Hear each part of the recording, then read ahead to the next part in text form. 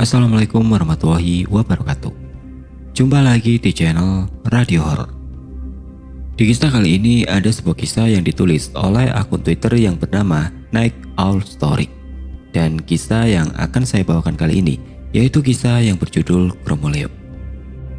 Sebelum kita mulai ceritanya, klik dulu nih tombol subscribe channel ini.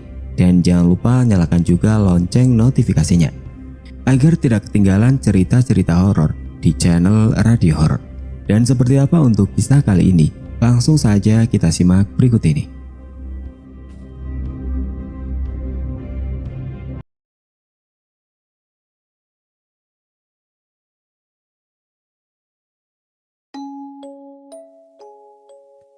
Kejadian ini terjadi sekitar tahun 2014, beberapa bulan sebelum bencana tsunami Aceh.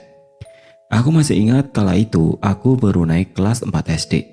Seperti biasa, sore hari aku dan temanku mengaji di musola. Kali ini hanya murid cowok yang mengaji, yang cewek diliburkan karena Bu Hamidah sedang sakit. Ternyata semua murid cowok datang semua lengkap berlima. Aku, Adi, Alvan, Doni, dan Zainal. Yaitu belajar membaca Al-Quran dengan benar, sesuai dengan tajwid dan makronya. Duk, duk, duk. Terdengar cukup keras suara pukulan gagang kayu ke bangku, sebagai tanda panjang dan pendeknya saat membaca Al-Quran. Aku membaca pelan-pelan setiap ayatnya, bahkan bisa mengulang hingga 3 kali kalau salah ketukan. Kelihatannya cukup mudah memang, tapi pada kenyataannya pelajaran ini sangat susah. 10 menit menjelang Isya, akhirnya selesai juga pelajaran mengaji kali ini. Kututup Al-Quranku, sekalian aku angkat bangku belajar ke bagian samping supaya rapi. Malam ini giliran aku yang azan Isya. Alvan, Adi, Doi keluar dulu untuk mengambil wudhu di toilet sebelah musola. Sedangkan Zainal aku tarik dulu buat menemani aku wudhu nanti setelah azan. Jangan wudhu dulu, aku bareng. Takut kalau wudhu sendirian. Pintaku memelas ke Zainal. Karena memang toilet itu lumayan horor. Kalau siang hari, dari situ kita bisa melihat belik air yang ada di cerita sebelumnya. Awalnya Zainal tidak mau, tapi karena kasihan, akhirnya dia mengiyakan. Selesai sudah aku azan dan kami berdua bergegas keluar musola untuk wudhu. Aku lihat kondisi di luar musola sangat sepi dan gelap. Terlihat hanya lampu terang di rumah Pak Samin, Nur, dan Mbak Sarimo. Tanpa berpikir panjang, aku pakai sendalku dan berjalan menuju toilet 25 meter di selatan musola. Aku berjalan perlahan ke toilet karena memang jalannya hanya terlihat samar-samar. Ternyata Aldi, Alvan, Doi sudah selesai wudhu dan papasan saat mereka mau balik ke musola. Sampai juga di toilet yang depannya ada sumur. Duh, air selangnya mati. Harus menimba air dari sumur dulu nih.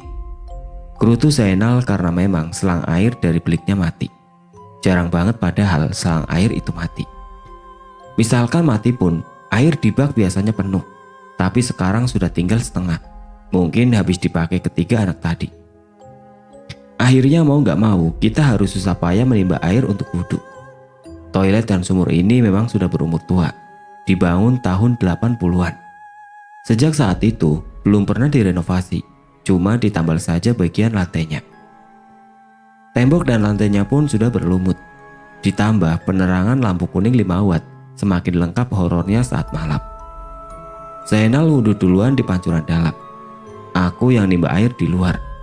Aku tengok arah selatan, gelap sekali. Kulihat rumah Mbak Sarimo juga sepi.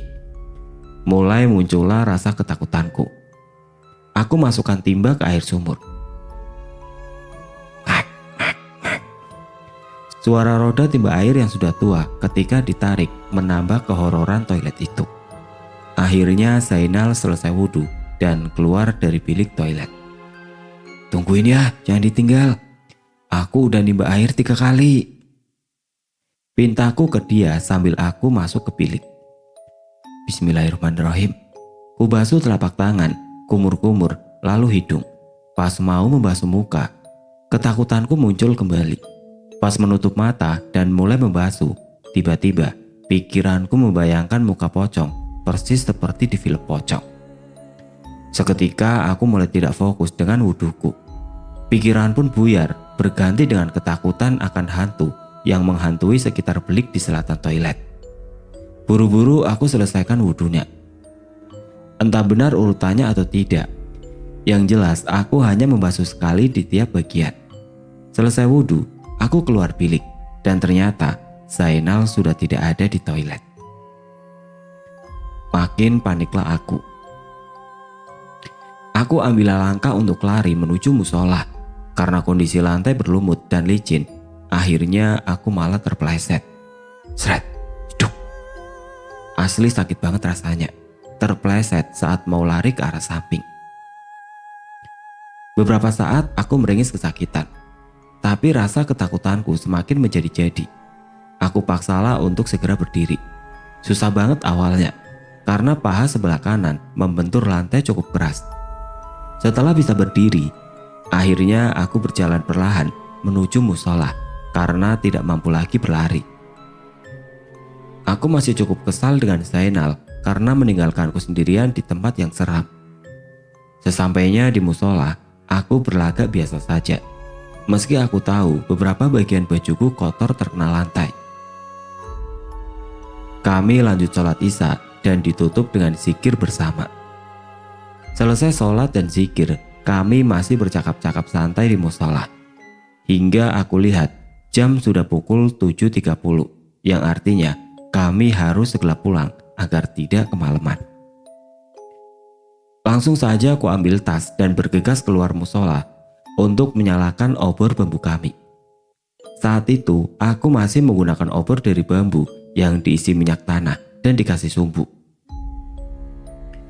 Jalan menuju rumah kami dari musola melewati kebun kayu yang gelap dan juga jembatan. Kami mulai berjalan perlahan meninggalkan musola dan mulai melewati jalan di tengah kebun kayu.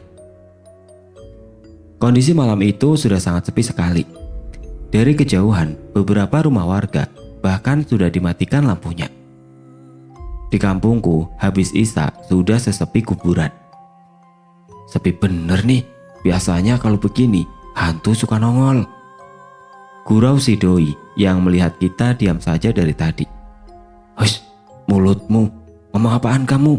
Nanti kalau nongol beneran gimana? Celatu Alvan sambil mempercepat langkah dia. Kami berlima pun berjalan lebih cepat, diterangi cahaya obor melewati jalan di tengah kebun tadi. Tepat di depan kami ada jembatan. Jalanan mulai menanjak sedikit sehingga kami mulai memperlambat jalan kami. Sesampai di jembatan, suasana mulai sedikit berubah.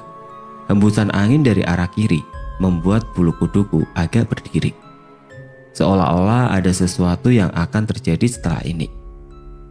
Kulihat arah depan dan belakang tidak kelihatan warga satupun. Sedangkan arah kanan kiri gelap gulita. Suasana semakin mencekam. Kami pun terus berjalan perlahan melewati jembatan. Saat pas melewati jembatan, jalanan pun menurun. Angin mulai berhembus lebih kencang dari arah barat atau dari kiri kami. Dan tiba-tiba kami semua berhenti bergerak di turunan. Badan kami tidak bisa digerakkan lagi dan mulailah muncul sosok rombongan yang menyeramkan. Tepat di depan kami, terlihat rombongan orang seram membawa keranda jenazah, lengkap dengan pembawa payung, layaknya mau menguburkan jenazah. Semua rombongan memakai baju gelap dengan muka seram, dan di dalam keranda terdapat sosok pocong. Rombongannya cukup banyak dan berjalan saja di depan kami, seolah-olah tidak menghiraukan keberadaan kami. Mereka datang dari arah tempuran atau pertemuan tiga sungai di barat yang memang terkenal wingit dengan banyak penunggu di kampung kami. Kami berlima pun hanya bisa menatap rombongan itu. Bahkan untuk memejamkan mata tidak bisa. Sampai beberapa saat kemudian, rombongan itu melewati kami dan mulai menghilang di gedung sungai di arah timur. Gedung sungai ini juga cukup angker dengan pohon beringin besarnya. Setelah rombongan tadi mulai menghilang, kami pun bisa bergerak lagi. Namun seolah tenaga kami habis, kakiku lemah sekali sehingga susah untuk lari. Aku duduk di tanah sebentar, lalu berdiri lagi. Aku paksakan untuk segera lari dari tempat itu. Kami pun akhirnya lari ketakutan dan mencoba secepat mungkin sampai rumah. Bahkan sandalku hilang satu dan baru tahu ketika aku sampai di depan rumah. Sesampainya di rumah, aku pun langsung tidur dan ingin segera melupakan kejadian malam itu. Keesokan harinya, aku dengar kabar kalau Adi jadi sakit demam. Mungkin itu efek akibat semalam melihat rombongan hantu pembawa jenazah. Setelah aku cari tahu, ternyata hantu iring-iringan jenazah tadi dinamai Kromoleo. Hantu itu seperti pertanda buruk kalau akan ada yang meninggal atau bencana di kampung itu. Barang siapa yang melihat hantu itu, sebaiknya diikuti sampai melewati batas kampung kita. Atau kalau tidak, yang berarti di kampung kita yang akan mendapat hal buruk tersebut. Karena malam itu kami sudah ketakutan, mana mungkin kami mau mengikuti rombongan tersebut. Apalagi tempat yang mereka lalui berupa kebun dan melewati beberapa lokasi wingit atau angker. Yang ada malah kami yang hilang bersama mereka. Dan jelas saja, selang beberapa hari kemudian, seorang sesepuh di kampung kami meninggal dunia. Ini benar-benar pengalaman yang super menyeramkan dan menjadi mimpi buruk bagi kami. Aku berharap semoga kalian jangan sampai menemui hantu Kromoleo ini. Ketemu hantu satu aja sudah horor, apalagi ini ketemu puluhan sekaligus.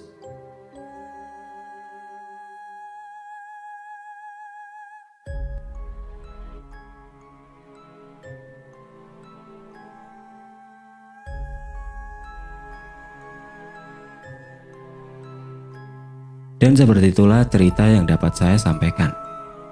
Semoga apa yang dapat saya sampaikan dapat menjadikan pelajaran untuk kita semua.